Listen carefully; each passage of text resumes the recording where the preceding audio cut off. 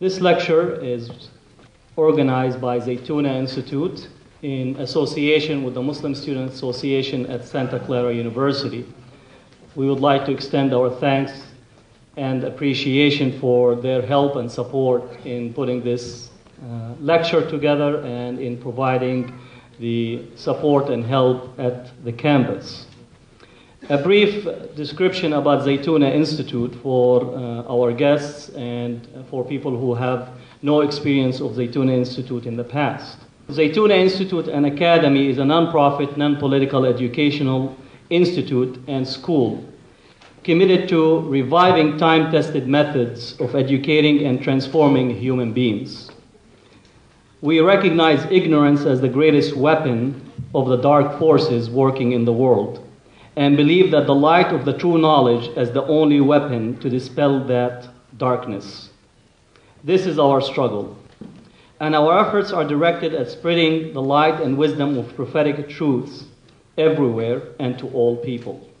Our aim is to teach the tools individuals need in order to live lives of guidance and adherence to sacred order, and to restore broad-based, pluralistic, and true scholarship to its proper place as a first priority of Muslims. Now, the term Zaytuna refers to the sacred tree in our understanding, which is the olive tree, which both produces for us fruits as well as its oil. Now, the olive tree takes many years for it to produce its fruits. Actually, in some cases, up to 14 years to give its first fruit. So if you're planting an olive tree, you have to be patient for you to wait for the fruit, and as well as the tree digs down deep roots in the ground, which help the tree survive even in times of drought. Our lecture today is about a difficult topic, not from an Islamic understanding, but difficult topic in these days in the Western world, since the term jihad has been used and abused and misused by both Muslims and others as well. And essentially would like to have this lecture to have an open discussion about this term, which have created much misunderstandings. And the hope of this discussion is to create further understanding between the Muslim community in the United States as well as our neighbors, colleagues, and friends. So we welcome you as friends, colleagues, and neighbors into this lecture, and we are building the bridges of understanding. Our first speaker will be Hamza Yusuf Hansen. For the Muslims, Hamza Yusuf is a very well-known scholar. He was born in Walla Walla, Washington, and raised in Northern California. He began studying religious traditions early in his education, eventually leading to his discovery of Islam, which he embraced in 1977. After becoming fluent in Arabic, he began to travel extensively throughout the Middle East and North Africa, studying traditional Islamic sciences under the tutelage of some of the greatest Muslim scholars of our age. 10 years later, he returned to the United States and took a degree, obtaining a BA in religious sciences, in religious studies at San Jose State University. In 1996, he founded the Zaytuna Institute and Academy, a non-profit, non-partisan, non-political organization dedicated to the revival of traditional Islam. He has translated several classical texts from Arabic and presently teaches at Zaytuna Institute and Academy in Hayward, California. His recorded lectures have sold worldwide and brought him a large and enthusiastic audiences of all ages. Since the events of September 11th, his role as a scholar, lecturer, and public speaker has been greatly expanded to include numerous newspaper interviews and appearances on radio and TV in the United States and UK. I present to you Shaykh Hamza Yusuf. Bismillah ar-Rahman ar-Rahim. Wassalatu wassalamu ala ashraf al-anbiya wal-mursalin wa ala alihi wa sahbihi ajma'in. Wa la hawla wa la quwwata illa billahi al-ali al-azim. Bismillah, in the name of God, the merciful, the compassionate. I want to welcome everybody, and I also want to welcome our teacher, a very eminent scholar from Yemen, Habib Ali al-Jifri, who has come. He's going around the United States now, and I think it's very unusual for people from the area that he's from to actually do what he's doing. Traditionally, they stayed within the lands of the Muslims, and in East Africa and in Indonesia, the reason that those countries now are Muslim is because of his ancestors, who are a clan from Hadramaut known as the Ba'alawi, and they are direct descendants of the Prophet Muhammad, peace be upon him. They trace their lineage back to the Prophet Muhammad ﷺ, and usually on both sides, on the mother and the father's side. And they have a tradition of scholarship and a tradition of preaching the Islamic tradition and inviting others to it. And probably most of the Indian coastline, and also in East Africa, Indonesia, Malaysia, these places became Muslim at their hands. One of the interesting things about the spread of Islam is that Islam tended to spread by two methods. One was by conquest, and to deny that, I think, would be disingenuous and to deny something that's historically documented. The Muslims did indeed go and conquer lands. There is not a history of forcing people into Islam. In fact, in the Islamic tradition, if a person is forced into Islam by the sword, he has the right to revert back to his previous tradition. It's prohibited for him to be forced to accept the religion of Islam. And that is something that is evidenced by the fact that churches, synagogues, temples exist all over the Muslim world. And in fact, the Ottoman Empire, during the time when the Jews were persecuted, not only invited the Jews of Spain, the Sephardic Jews who were being persecuted at the hands of the Catholics, not only invited them to the Ottoman Empire, but also actually built for them synagogues. And there are, to this day, synagogues, in fact, there are some in Sarajevo that are built by Ottoman architects and by the actual government as a way of helping these people to reestablish their religious roots. Umar ibn al-Khattab, who is known as the conqueror of Jerusalem, when he entered into Jerusalem, the Christians prior to that had prohibited Jews from entering into the holy city of Jerusalem because at that time, obviously, the Christians considered the Jews to be the killers of Christ, which the Muslims do not believe.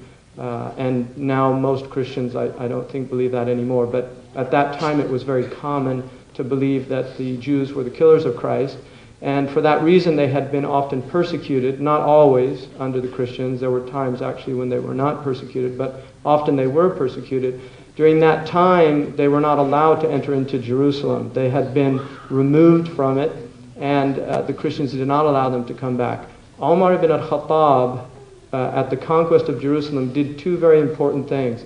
The first thing he did was he cleaned the Temple Mount. It was being used as a garbage dump by the Christians, which is now where the famous Golden Dome and the rock and what's known as the furthest mosque, the third most sacred site in Islam, is on that Temple Mount. And it was being used as a garbage dump. It's considered by most Jewish scholars and rabbis to be the site of Solomon's temple. And so Omar had it cleaned, purified, and one of the first great architectural structures in the history of Islam was built there by a later caliph, which is the famous Gold Dome. And Omar initially reinstituted the visitation rights of Jews into Jerusalem, but did not permit them to live inside the city. And the reason that he did that is because he did not feel that the Christians living inside the city were ready for the integration. And so it was actually a strategic move to prevent any violence. What he did, and the proof of this is in one of his descendants, who is Umar ibn Abdul Aziz, who is known as the fifth caliph about 60 years later, who becomes the caliph of the Muslims. He allowed not only visitation rights, but allowed Jews to purchase and to live in Jerusalem once again. And this is all well-documented history that anybody can look it up in both Western and Muslim sources. In any case, my point was that Islam did indeed spread by conquest. The Muslims did go into countries and they conquered the countries. They did not force people to become Muslim by sword, but in fact made treaties with them. And as they proselytized, and often by simply their example, Islam would naturally spread amongst them. One of the interesting things is the 5 great cities of ancient Christianity, all of them eventually became Muslim cities, having almost entirely Muslim populations, none by coercion. So Eastern Christianity, basically both the Arian, what's called the Monophysite traditions, which were considered somewhat heretical by the Orthodox and the Catholic traditions, most of their followers became Muslim, although there is a Monophysite tradition still, which is known as the Maronites, who are Monophysites, and this has to do with a very obscure argument over the nature of the substance of Jesus. Was he divine in substance or essence, or was he human in his flesh form and infused with the divine? So it's something that theologians argued about for a long time. But the Monophysites, who still exist in Lebanon, eventually were reincorporated into Catholicism. So the Maronites, even though they are a sect, they're still considered within the Catholic tradition. The Arians, who were in North Africa, and from the Arian tradition, it was basically a Unitarian tradition, and probably a phenomenon in this country which has its roots in Arianism is known as the Jehovah's Witness movement. They have their roots in Arianism. Their theology is very similar to Arian theology. Bishop Arian was a famous Christian bishop from Alexandria, and was antagonistic to another famous bishop who, in fact, his creed would become the dominant creed of the Orthodox tradition. These Arians largely became Muslim, and that is why Libya today has a Muslim population, although it was originally Christian. Morocco also. And then the Visigoths, who were Arians in Spain, also adopted Islam as their religion. The Muslims in Spain were not Arabs who invaded Spain. Muslims in Spain were made of several different ethnic groups. One of the things about the Islamic tradition, if you look at it historically, is the Muslims were really, in a sense, the first globalists. We like to think and pride ourselves in being these globalists, people that have global economy, we have global concerns, all of these things, and we think it's a very modern idea. The fact is that there were very sophisticated trading systems all throughout the ancient world. And although the Muslims were central to this, there were other groups that were quite significant, like the Chinese. The Chinese have an immense tradition of global commerce. And the Silk Route, which goes through Afghanistan, Tibet, and into China, this route was a source of massive commerce and trade, and much of the goods made in China will end up actually in Europe through this route. So people forget that the ancient world was not only extraordinarily pluralistic, it was multi-ethnic, it was multilingual, it was also it had many religions. And the Muslims, for many centuries, were not only the caretakers of that world, they were also people that helped to shape it and facilitate its growth. Obviously, the decline of Islam is another matter, or rather the decline of Muslims is another matter.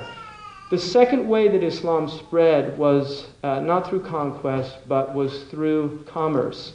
It was through merchants that would go into the lands of non-Muslims, and they would trade with them. And this is the way that Habib Ali's ancestors spread Islam throughout Indonesia and places like this. That nobody ever went there with a sword. Nobody ever went there as an invading army. The Indonesians have the largest Muslim population in the world. There are over 120 million Muslims in Indonesia, and Indonesia was never conquered by a Muslim army. Islam spread in Indonesia through commerce and trade by very upright, just people that represented the best of this tradition.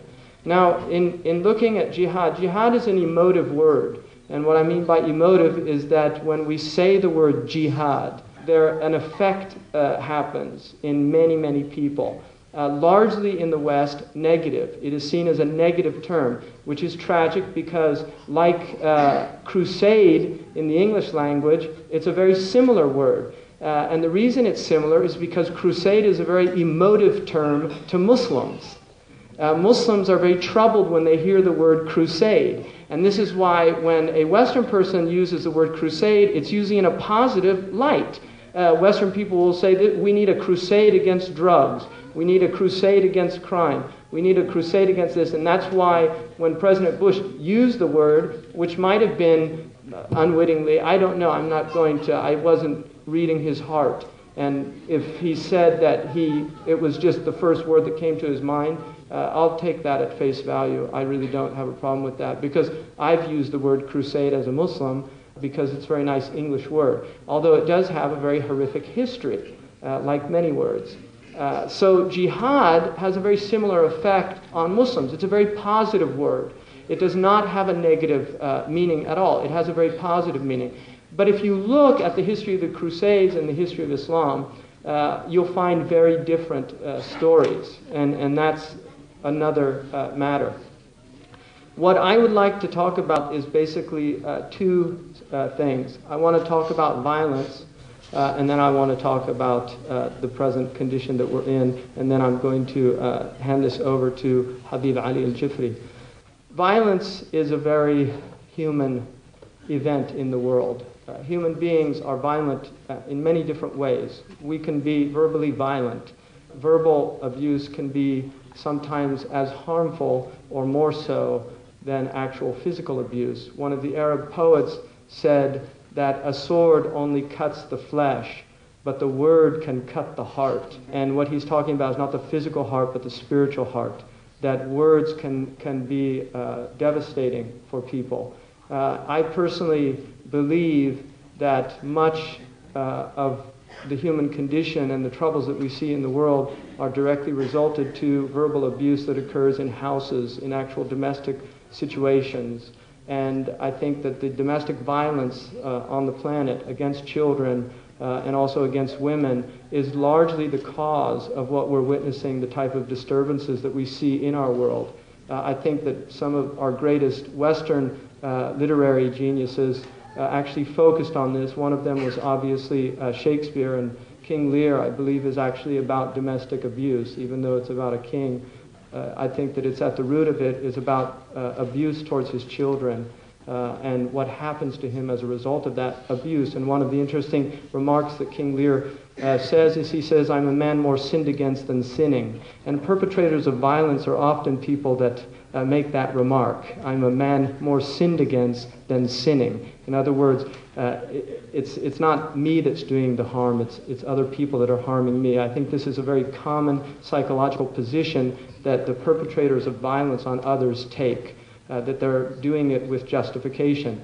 Another literary, although he would be considered maybe second tier, he has weight, I think, little melodramatic. But Charles Dickens also deals with the problem of domestic abuse. And one of the books considered probably his greatest, which is David Copperfield, he mentions in there that you have to beware of mistreating children, because in the child's world, a slight injustice is a great injustice, just as a wooden horse in the child's world is like a great Clydesdale to an adult. That when you abuse children, it might seem very insignificant to you, but in the child's world, it's actually very, very significant and devastating, because everything in the world of the child is magnified in experience. And another, probably, I think, one of the greatest Western writers, recognized by most literary critics as one of the greatest novelists ever, if not the greatest, is Dostoevsky. And his great book, The Brothers Karamazov, is really, I think, at root a discourse, although it talks about many things, including nihilism and a lot of the problems that we're dealing with today. I think at the root of it, he's really talking about domestic violence and about the results of children that are deeply abused by their parents. And it's very interesting that the murderer, if you've never read the book, I don't want to tell you who killed him, because that's one of the really wonderful things about that book, is unlike crime and punishment, where you know who killed right from the beginning, in The Brothers Karamazov, you don't find out till almost the end of the book. But the one that killed him was the one that was most abused by his father. So he killed his father. And we can kill our father in many ways in the world. Often our attacks against authority are in fact nothing other than pathological statements that are made by people that were abused by their parents as children. There is a lot of abuse going on in the world. I talked about children, I could go on about women, but I think in the end of the day what wars are ultimately is they're often simply domestic violence magnified to an extreme scale. It brings about the same basic issues. In the end, I think Napoleon was basically just an infant that was allowed to manifest his rage on a very large scale. And Hitler, there's actually an interesting book written by a Jewish scholar showing how the Nazi generation was in fact a generation that was rooted in the domestic violence of the 1870s, 80s, and 90s. And the Dr. Spock of that period was a complete fascist in his views and opinions and felt that the best way to deal with children was to beat them into obedience, which is very interesting. One of the things noted about Saddam Hussein is that he was also somebody who was domestically abused considerably as a child. Now, on the one hand, I don't think that this justifies adult behavior, and once you become an adult, you become responsible in ways that you are not when you're a child. When people get into an infantile rage, I often feel that I want to say, when a 2-year-old does this, I can make an excuse for them, but you're 30 or 40, what's your excuse? It's something that unfortunately we tend to suffer the consequences of people's behavior. One of the things that Paul, the Christian, said, he said, when we were children, we did the things that children do. Now that we are men, let us do the things that men do. In other words, that there should be a demarcation between what is allowable as a child and what is allowable as an adult. So ultimately, responsibility is something that when we enter into adulthood, according to the Islamic tradition, 2 angels begin to write everything that we say, and we're held into account. But we are in a very violent world. There is immense violence going on at the domestic level, at the national level, and then at the international level. And there are many, many wars going on right now in various places. Unfortunately, one of the things that we in the West like to do is we like to say that we are more sinned against than sinning. And I find it very interesting that the weapons always and invariably in those pictures that we get from war correspondents, whenever I see the weapons in the hands of whoever happens to be fighting somewhere in what's known as the developing world, they're always made in America or made in Britain or made in France or made in China. None of them are made locally. They're all made somewhere else.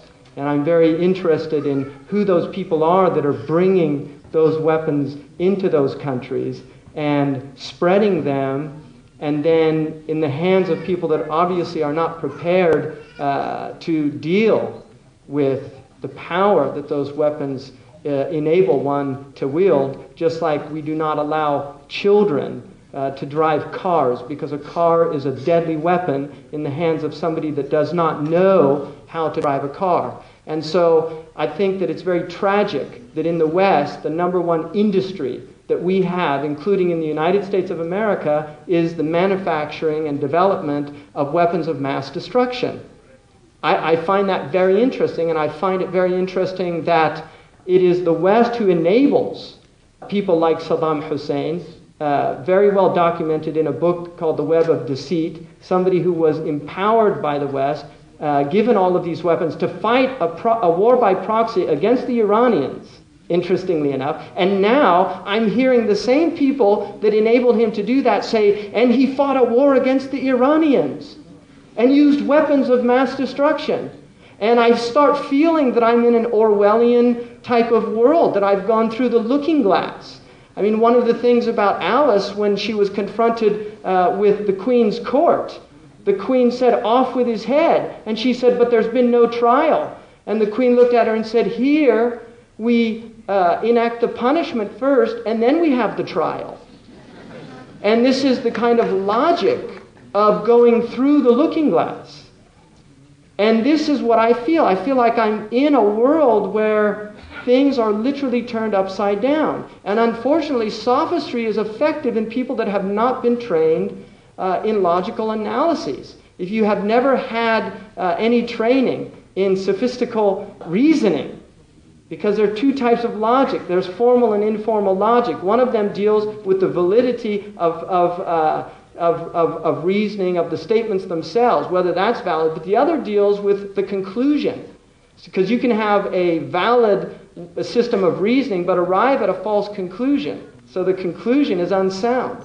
If you're not trained in analyzing arguments, and yet you're being given arguments by very sophisticated people who have been trained in those arguments, because what people learn in law school is how to argue. They learn how to reason. Well, if they also learn how to reason fallaciously. I mean, this is something that lawyers learn. They learn to reason with sophistry. They are trained sophists. And what they do is the ones who sell their souls to the corporation or to whatever cause happens to be paying the most amount of money, what some people term scholars for dollars, that these people are able to use those same tools that they were trained to fight against and identify, because Aristotle called rhetoric the art of telling the truth. And what Socrates was most concerned about in the dialogues was exposing false reasoning. This is what at the root of the Socratic method is to show people how they can be completely deluded and how they can delude others. Because you need that person in a society. And the state in the time of Athens killed Socrates for doing nothing more. And that's what Socrates clearly says in the Apology. The only reason that you're killing me is because I just go around showing that you're all filled with lies.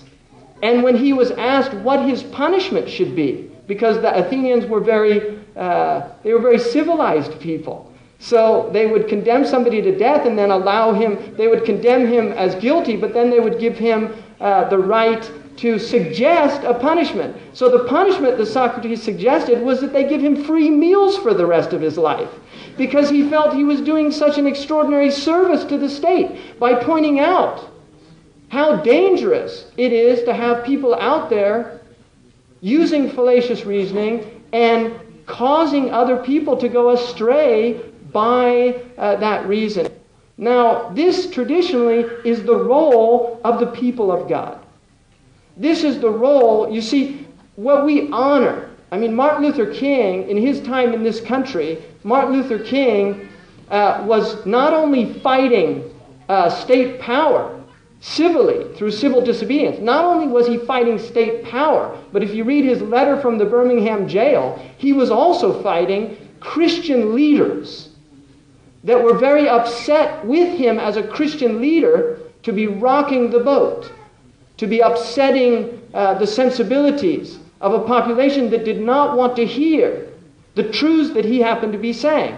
Now, he was assassinated, and again, that's a moot point. I mean, who knows who did it? There's different speculation, official version, and then other versions are out there. But the point is, he was removed. That voice was removed from society. Now, one of the things that society does, and it's very interesting, is they say the only good Indian is a dead Indian, which is a really interesting statement. The only good Indian is a dead Indian. In other words, once Geronimo's been removed as a force of resistance for his people, we can honor Geronimo with Hollywood films where he's the hero.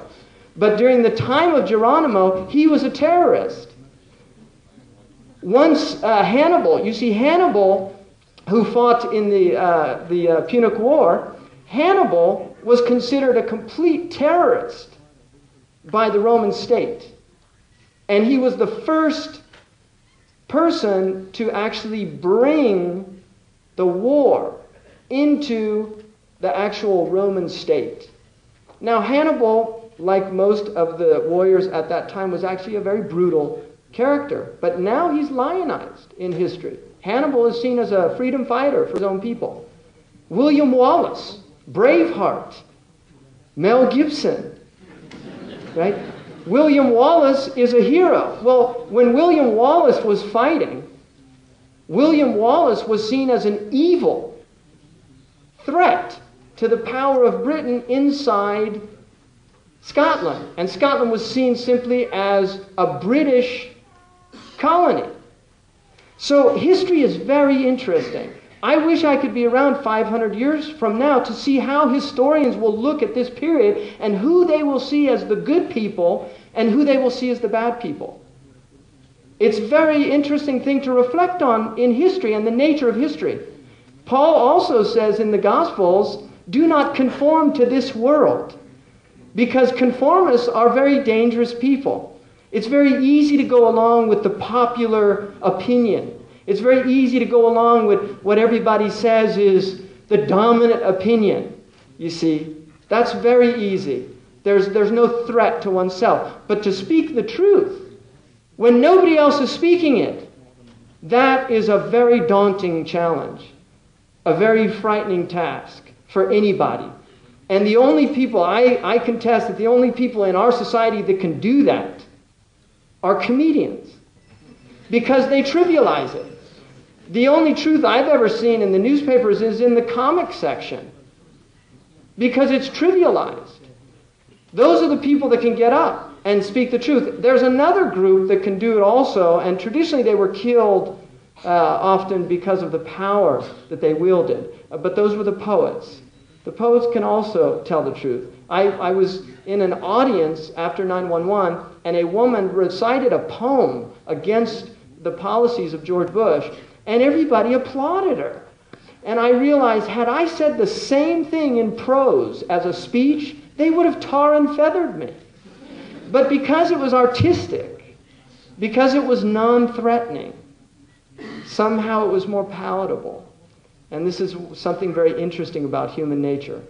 So I personally believe that one of the greatest myths about Islam is that Islam is a violent religion. I think that this is an insidious myth.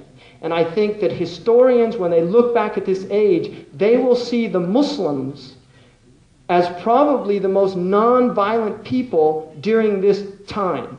And I'm not saying that as some kind of opinion that I've arrived at because I would like it to be true. I'm talking about very real facts. Americans and Europeans, we like to pride ourselves on our democratic republicanism. We like to pride ourselves that we elect our representatives. We forget about the reign of terror in France. We forget about all of those people that were taken to the guillotine. We forget about Britain's wars in order to achieve a type of parliamentarian government, about what Cromwell did to the Irish, let alone to the Catholics. We forget about regicidal tradition in the West. We forget about the Mexican Revolution. You see, the modern Mexican government, you can't understand that without understanding Pancho Villa or Emiliano Zapata. And look at what Pancho Villa did. He was a terrorist. Really, he's lionized now, but if you actually study the actual history and look at what Pancho Villa did to civilians, to American merchants that were working in Mexico, eventually assassinated after he'd already retired and been given a nice villa by the Mexican government. So when we look at the West, we have been through massive violent upheaval in order to bring about what we're now enjoying. We forget about all the dead people. We forget about the American Revolution. We forget about the Civil War, which was really an extension of the American Revolution. The Civil War is an extension of unfinished business. And read Lincoln's second inaugural address. We forget what we've been through. If you look at the Muslim world has not been through these type of events. The violence in the Muslim world historically is much less. If you look at the 20th century alone, look at the period between 1958 and 1962 in China, in which it's estimated around 20 million Chinese are killed. Look at Stalin's reign in Russia. We're talking about liberal estimates. Conservative estimates say that it's at least 20 million. More liberal estimates go up to 50 million that were killed at the hands of Stalin. Look at Nazi Germany. We tend to forget that Nazi Germany is a Western country. The Germans are Western people. They're Protestants. They're Christians. Adolf Hitler and all of his people went to Protestant churches. And there's been debate in the historical community. How much did Protestant anti-Semitism in Germany have to do with the rise and creation of the Nazis? I mean, we forget that the Protestants in Germany, and all you have to do is read Luther, Martin Luther, and read his opinions about the Jews and what he says about the Jews and the deep anti-Semitism that existed. Look at the history of violence against the Jewish community in Europe. I mean, people forget how much violence has been done to the Jews, the pogroms. All in Russia, it's very interesting that the pogroms are across the board. You find them in Russia, in Germany, in France. You find them in Great Britain. The Jews are expelled from Great Britain. It was Cromwell that brought them back. So you have all of this interesting, horrific history of violence. And then when you move to the Muslim world, it's very interesting. The Muslim world has no tradition of genocide. And even the Armenians, who have constantly talked about the Armenian pogroms that occurred at the hands of the Turks. If you look at that, it's very interesting that the Armenians, even if we grant, although there are many historians that believe there were gross exaggerations about that, and I don't want to go into that, with all respect to the Armenians and to their suffering. I don't want to go into that. But there are British who believe that it was actually, in fact, a lot of propaganda in the West in order to create anti-Ottoman sentiment, because the Ottomans were aligned at that time with Germany, and there was obviously that aspect. So the Armenian, this is very late. The Armenians achieved levels. They were ministers in the history of the Ottoman Empire. The Armenians had extraordinary perquisites in just being citizens of the Ottoman state. And in fact, Dr. Bazayan, I mean, there's many Palestinians and Lebanese and people of Armenian descent that became Muslim. And I treated a woman in her late 90s in the hospital for congestive heart failure who had lived in the Ottoman Empire, in Iraq, and she spoke Arabic. And I speak Arabic, and I was working in a critical care unit. I started talking with her in Arabic. She was so happy that I knew Arabic. And she asked me, can I bring in my cups? They do something called cupping in Chinese and Arabic medicine. So she said, it really helps me. And she said, دي حكمة عربية ما بيفهمها هذول الغربيين. She said, this is an Arabic wisdom that these Western people, they don't understand. This lady was a Christian Armenian. And when I asked her, she migrated from the Ottoman Empire in 1920. And she was born at the turn of the century. This was in the early 90s. She migrated in the 1920s. She remembered Sultan Rashad. And she said that they used to say, Sultan Rashad, huwa li kharrab al-bilad. Sultan Rashad, he's the one that ruined everything. It rhymes in Arabic. It's like a political slogan. So I asked her, can I ask you a question? What was it like being a Christian in Iraq? And I swear, and God is my witness, she said to me, we had no problems until the British came. She said, we were Christian, our neighbors were Muslim, we had Jewish neighbors, people have been living like that for centuries. But when they came, they said, you're different from them, you're like us. You believe in Jesus, they don't believe in Jesus. And she said, my father said to me, it's time to leave. And he migrated to Canada. So it's very interesting because this is divida et impera, divide and conquer. It's an ancient method of colonization. And the Latins knew it very well, and certainly the British knew it very well also. So we don't like to think about the history of what's happened in the Muslim world. If you really want to understand the Muslim world, and I know that the Muslims have to take responsibility And that's part of the Quranic worldview, is that Muslims need to take responsibility for what happens to them. But it's also important to understand all of the facets of any proposition, any situation, any question. The Arabs say, the people of logic in Arabic say, al-hukmu ala shay'in far'un an tasawwurihi. Before you can judge something accurately, you must understand it and conceptualize it in all of its facets. And so I would recommend reading the book A Peace to End All Peace by David Fromkin. As-salam liyunhi kull as-salam. The Peace to End All Peace, which is a history written by a very well-respected British historian, footnoted through and through, 480 some odd pages, I think. And he documents how the entire colonial situation was designed to ensure continual war in the Middle East.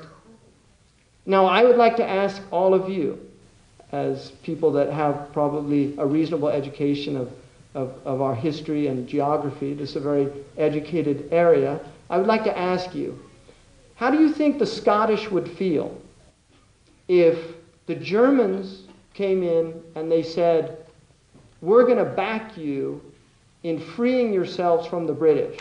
We're going to give you weapons. We'll even help you with military advisors. And once you get free, we'll help you set up your state. And the Scottish say, that sounds great. So then the Germans do that, and the Scottish actually win and defeat the British. But, unbeknown to the Scottish, the Germans already made a deal with the French that once the Scottish did the job, they would come in and they would divide up Scotland and Germany between them, and, to add insult to injury, give Ireland to all the wandering gypsies of Europe and make it gypsy land. So how do you think the Irish would feel about that, to boot? And then put the Irish on little reservations, and when the IRA get their act together and start blowing up the gypsies, they're told, you're the evil ones. I think this really gets down to some basic things. Brown people are somehow much easier to look on with contempt in the West. You see, because nobody's dropping bombs on Ireland. Nobody's talking about stopping Irish terrorism. What about Basque terrorism? What's the difference? I mean, it's very interesting. The Arabs say, "Ba'ukum tajurru wa ba'una la tajur." Your preposition can take an object, but my preposition can't take an object.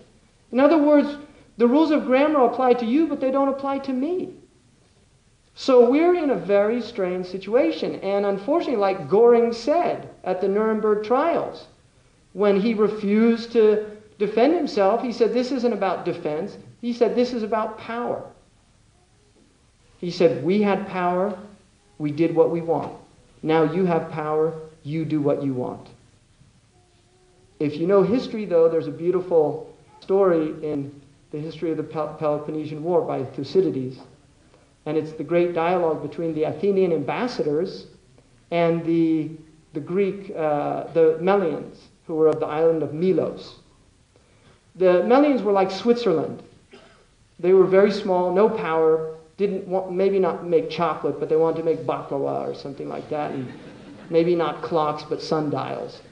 The Athenians won a brilliant victory against the Persians, and they were feeling really powerful, and they decided, let's take over the whole place. Let's just take over Greece. Well, the Spartans didn't like it, so they went to war. This is the Peloponnesian War. The Greeks sent ambassadors to the Melians, and they said to the Melians, you have to come in with us and help us fight this war. The Melians said, we want to stay neutral. The Greek ambassador, according to Thucydides, said, because we have power, we do what we will. And because you have no power, you do what you must. I mean, the beauty of the ancient peoples, they were very honest.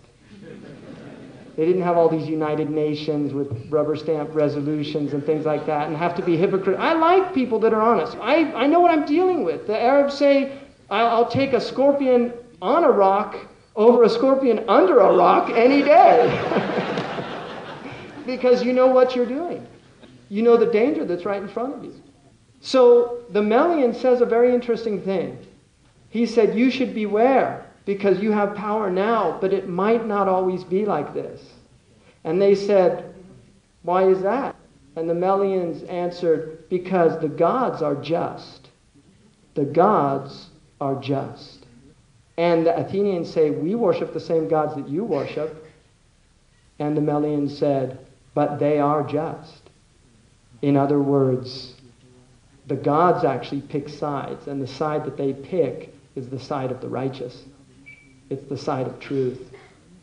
Well, Thucydides ends that history with the Spartans coming in and massacring the Athenians. And they reestablished the Melians on their island after the Melians were massacred by the Athenians. And this is, we say it in modern American vernacular, what goes around comes around. What goes around comes around. The beautiful law of karma. What you sow, so shall you reap. Right? The Qurrat says the same thing. The Bible says the same thing. The Buddhists say the same thing. The Hindus. Everybody believes in that law. But there's a beautiful thing, and I actually heard Bono, the musician, at the World Economic Forum, who, again, musicians who are the poets of our age are the only people that can say the truth. And he was the only person that actually said anything of any real weight at that place, even though he's a rock star. And but he talked about karma. And when he finished, he said, but what happens when grace meets karma? And I really like that idea, the idea of grace intervening. In other words, preempting what you have coming to you. Because you make tawbah, you make teshuvah, you make metanoia. Right? These are concepts in all of our religious traditions. We actually turn back. We actually ask forgiveness. We ask forgiveness for what we've done.